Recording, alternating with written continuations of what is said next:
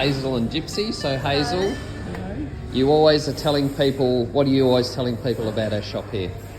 Don't shop anywhere else. This is the place to be.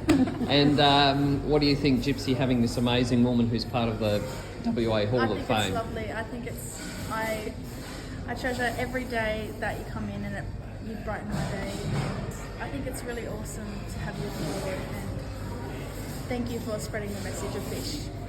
And Hazel, what do you think about, what would you have to say to young women like Gyp? You've had this whole life experience, you've been involved in the Aboriginal space for a long time in fighting for people's rights. What would you say to young Aboriginal women like Gypsy, and how would you encourage them? Be like me and don't ever give up. Don't ever give up. I think you were saying before, you don't suffer fools gladly, and Gladly.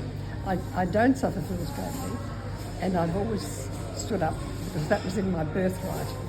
My father did it before me, and he taught me how to stand up for my rights, the other people's, poor people's rights, and especially Indigenous people who used to come to our house to get giveaways, food or whatever.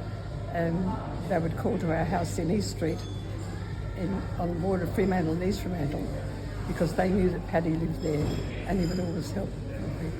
Yeah, and Hazel, you were involved in the original death in custody's kind of report, so you've been involved, or the inquiry in the early days, and you've been involved in this space for a long time, and you have quite a history and a knowledge in Western Australia, but also in Australia at a national level. How do you feel? Do you think we've come a long way yet, or do we think we've still got a long way to go? I think we've always got a long way to go, because no matter, I'm 87, and as long as I live, I've known about standing up for people, the necessity to stand up for people of colour and or poor people, discrimination against other people. And my work, fortuitously, I've always sought to work in an area where I know I can make a difference. And so I took on a role of running a senator's office for over 8 years. 13 years.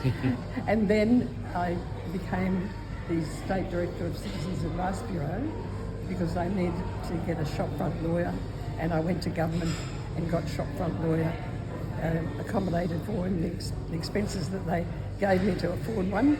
And I'll, to my dying day, I'll still be supporting the things that I learned to support when I was a young person in a family like I grew up. Yeah, and Gypsy, as a young Aboriginal woman, how do you feel having someone like Hazel, that is our oldest volunteer at Fish, kind of comes along and encourages you and inspires you? How do you feel about that? I think it's very inspiring. I think people like Hazel set an example for people like me, and it's inspiring to know that it's a tough road ahead, but look at you and look at what you've done and achieved, and I feel that I can do the same too.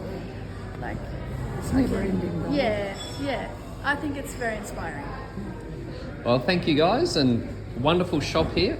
And if you want to come down and catch up with Hazel, she's here regularly down at Mount Lawley at our social enterprise having coffee, and I'm sure she'll drag you into the shop to buy some of our wonderful product, and Gypsy will be able to serve you as well. So thank you guys. Thank you, bye. We like